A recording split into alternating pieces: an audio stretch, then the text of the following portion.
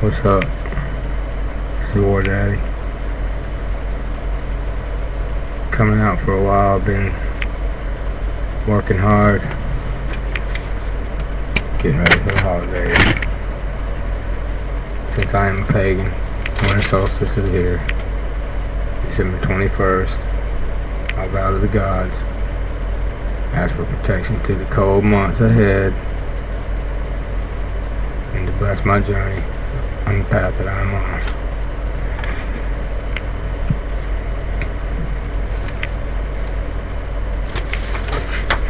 I have a book that I've written. It's mostly writings about oppression, social injustice, the government, New World Order, and among other things.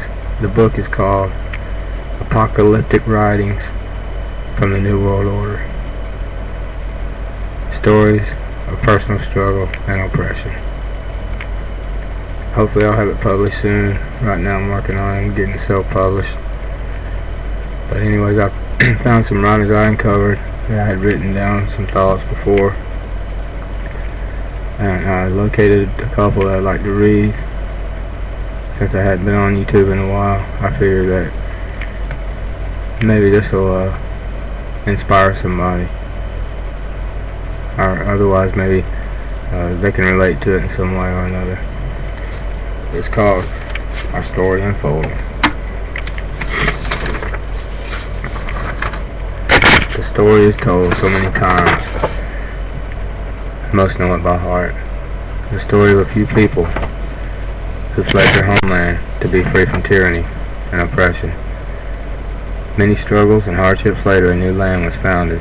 It was to be based on freedom. The founding fathers labored over ideas to make this the perfect place to live, with equal rights for all men and with the best intentions.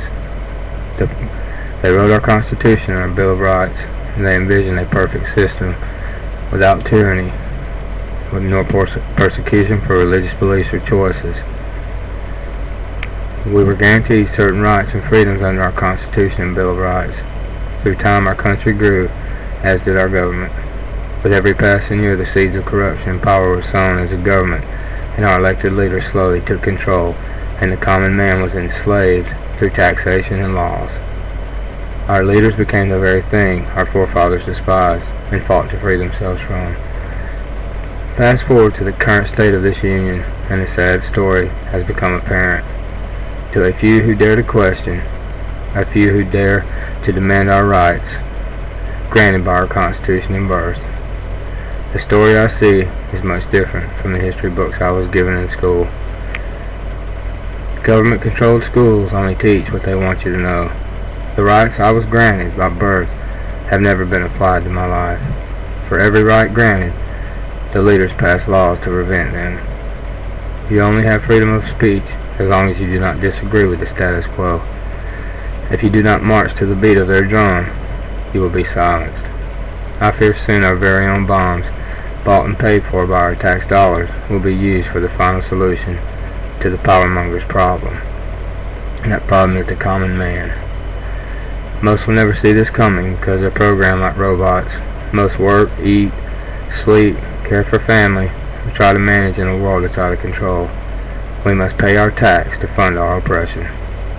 We must pay our bills to the corporations. There's little time to see the big picture for most. I'm thankful for my father who passed away when I was young.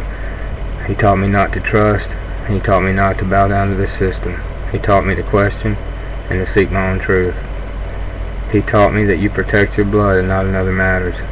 So when I look back I must smile inside, knowing I have never been in their program, let alone a puppet on their string. My storyline reads like a conspiracy of all time. When the political leaders have separated themselves from the common man, then they look down on us like infidels, our peasants. They have absolute power. Our country has been systematically weakened and impoverished by the social elite. The common man has been reduced to a tool to destroy himself. Through educational propaganda, all of our great history has been removed. Our nation of all for one and one for all is now reduced to the me first mentality, which in turn creates a population that will not unite and fight for anything. They will not even resist. When one knows deep down things are not right, the sad fact is that most are so dependent on this government to save them from any situation in life they encounter. They no longer depend on themselves for anything.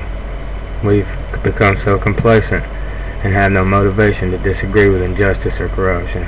We sit by and watch while our nation has become the very thing our founding fathers have fled. We just sit back and watch as our rights are lost and our lives are controlled and the system's corrupted and our freedoms are forever taken. If we lose the right to bear arms, I feel the final act will be played out on America's demise. I can only think of the southern states of the Confederacy, when they did not go along with the plan and when they did not submit to the ideals of the North, when they came together as states and they agreed and invoked their constitutional right to secede from the Union, that it was in the best interest of their way of life. You can see the results. At that moment our history was forever changed, and the so-called rights that we thought we had were forever tarnished. The North chose to perpetrate this war on the South.